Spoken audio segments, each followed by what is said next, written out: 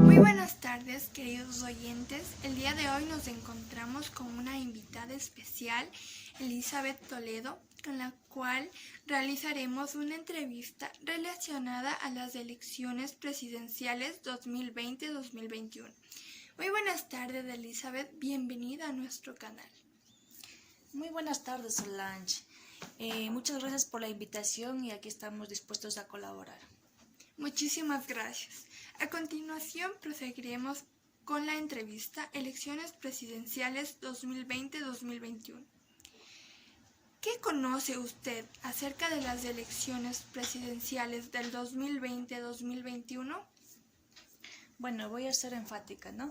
Sabemos que se nos vienen las elecciones presidenciales en febrero del 2021.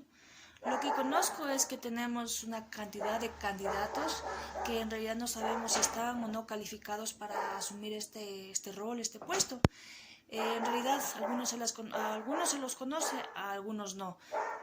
Bueno, más adelante continuaremos un poquito hablando de eso. Por supuesto. ¿Se encuentra usted apoyando a un determinado partido político? Bueno, soy una profesional imparcial respecto a lo que es política. No comparto ciertos criterios políticos porque hoy en día hay más políticos que buenas ideas, ¿sí? Entonces, más me parece que se rigen al tema de buscan objetivos comunes, más no sacar adelante el país.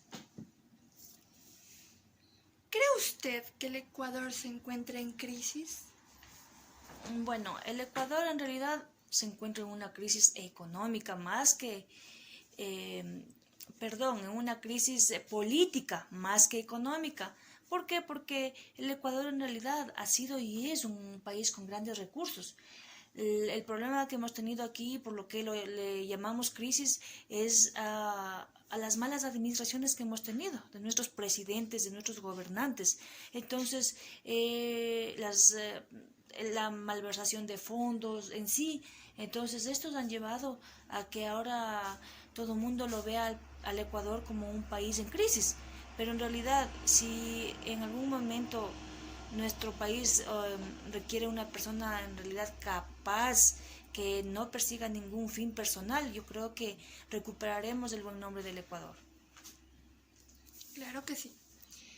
¿Qué opina usted sobre la economía política de nuestro país? La economía política, en realidad, como decíamos anteriormente, tenemos una crisis, ¿sí? Debido a que hay tantos políticos que ni siquiera se los conoce hoy en día.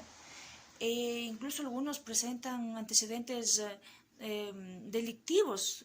No sé, por eso sería importante que el CNE tome cartas al asunto y les valore con unas pruebas psicológicas y también conozcan un poco de la vida de cada persona, de cada candidato, ya que es importante porque va a gobernar un país, no es solamente una casa, no es solamente una parroquia, estamos hablando de un país.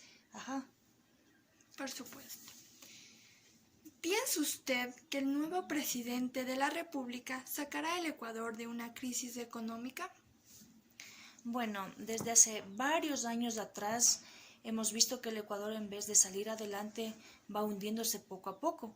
Como decíamos anteriormente, esto es debido a que tenemos unos gobernantes que en realidad nos han mostrado incluso unas obras, ¿no es cierto?, magníficas que aparentemente aplaudimos, pero detrás de aquello, ¿qué ha habido? Ha habido deudas, más deuda externa, o sea, estamos como que con unas obras enmascaradas, ¿sí?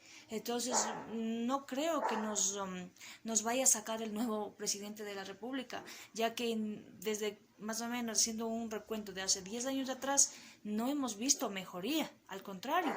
Entonces ahora si nos encontraríamos con una persona capaz, una persona en verdad que no persiga ningún objetivo personal. Lo que nos daría el bien al Ecuador es en enrumbarnos, más no sacarnos adelante, porque esto es un proceso, ¿no?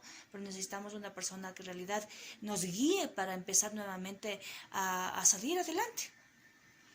Claro que sí. ¿Cree usted que el Ecuador mejoraría en algunos años? Por supuesto que sí, pero como decía, el proceso es lento, ¿no? Es poco a poco. El Ecuador es un país con grandes recursos en realidad, pero necesitamos de personas, de gobernantes para empezar, y también de ciudadanos que hagamos conciencia de muchas cosas para que nuestro país salga adelante. ¿Qué haría usted si lo nominan como candidato a la presidencia o candidata? Bueno, esto es un rol que no es un caprichito como muchos políticos lo han visto, ¿no? Esto es algo importantísimo, por lo cual yo mencioné anteriormente que yo soy imparcial en la política. No comparto porque a veces quien gobierna no es el mismo gobierno, sino quienes lo rodean. Entonces es importantísimo ver de quiénes nos rodeamos, de quiénes estamos, a quiénes vamos a liderar y también con quién compartimos. Entonces es importante ver esa situación para uno asumir un papel de ese tipo. Claro que sí. ¿Qué estrategias usted adoptaría para las elecciones presidenciales 2020-2021? ¿Qué estrategias? Bueno, si yo fuera una persona que de pronto trabajar en CNE o también como ciudadano, como siempre lo hago, yo menciono que a las personas, en especial a los candidatos, sean evaluados primero psicológicamente, como mencionamos anteriormente, y que vean la vida que tienen, que vean de dónde provienen, que vean cuáles son sus objetivos, sus fines, ya que hoy en día están presentándose como candidatos personas naturales, incluso como decía, ya con historiales, ¿no? Un poco delictivos y situaciones de ese sentido. Entonces, mi estrategia sería eso, proponer y que sean analizados, evaluados psicológicamente y en todo sentido, para que así nos puedan sacar adelante.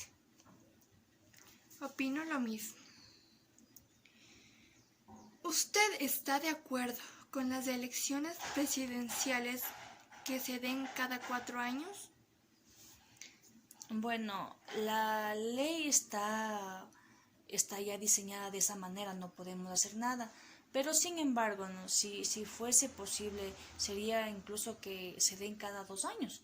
¿Por qué? Porque como ya conocemos, hay políticos que a veces están ya enrumbados en lo que quieren hacer, ¿no? Y como que se acostumbran y conocen ellos estrategias. ¿Para qué? Para dejar un poco más mal parado al país. Entonces, sería importantísimo, no sé, que de alguna forma cambien, aunque es imposible porque ya está estipulado así, pero sería importante, ¿no? Porque es como que el político cuando ya está en el poder se acostumbra y no quiere dejar su cargo. Entonces ese es un tema un poquito que deberíamos topar más a fondo. ¿Usted está de acuerdo que un presidente permanezca con un sueldo vitalicio? Bueno, una pregunta importantísima. En las redes sociales se ve muy comentada esta pregunta, ¿no?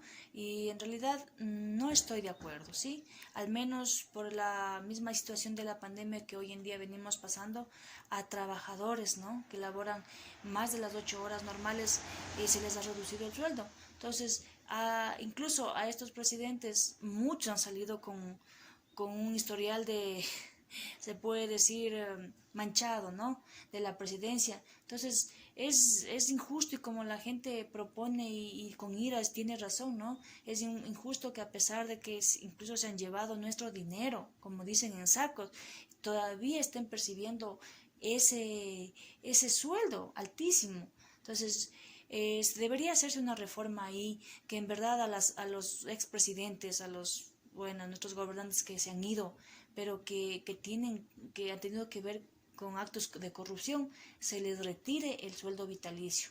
Y a los que en realidad están limpios y no tienen ningún problema, pues que se les mantenga. Eso es. Claro que sí, más que todo nosotros tenemos que tener nuestro criterio propio. Bueno, hemos concluido con esta entrevista, agradeciendo a nuestra querida invitada, agradeciéndoles a ustedes oyentes, muchísimas gracias.